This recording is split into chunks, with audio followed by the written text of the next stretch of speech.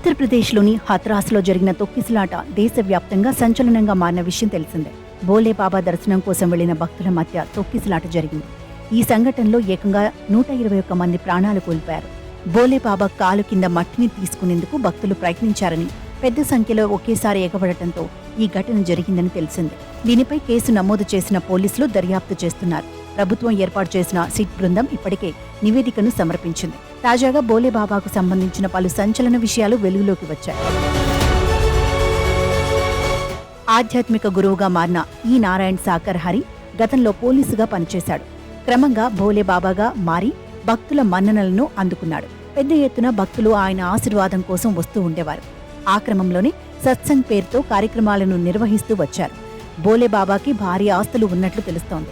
రాజస్థాన్లో ఈయనకు ఆధునిక సౌకర్యాలతో కూడిన విలాసవంతమైన ఆశ్రమం ఉన్నట్లు గుర్తించారు అధికారులు. కేడ్లీ పట్టణానికి దగ్గర సహజపూర్ సమీపంలో 40,000 చదరపు అడుగుల విస్తీర్ణంలో బోలే ఆశ్రమాన్ని నిర్మించుకున్నారు.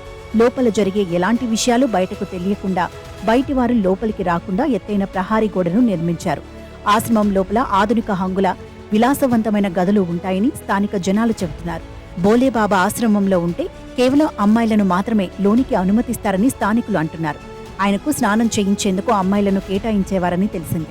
ఎరుపు దుస్తుల అలంకరణతో అమ్మాయిలు బోలేబాబా సేవ చేసుకునేవారని సమాచారం. అయితే బోలేబాబాను కలిసేందుకు పురుషులు ప్రయత్నిస్తే సెక్యూరిటీ అడ్డుకునేవారట. స్థానికులు అనుమతి లేకుండా ఆశ్రమంలోనికి వెళ్లేందుకు ప్రయత్నిస్తే దాడులకు సైతం తెగబడేవారని ఆరోపణలున్నాయి. ఈ దాడులను బోలేబాబా దీవెన్లు అని చెప్పేవారట. మరోవైపు బోలేబాబా ప్రస్తుతం పరారీలోనే ఉన్నారు. ఆయన ఆచూకీ తెలియడం లేదు.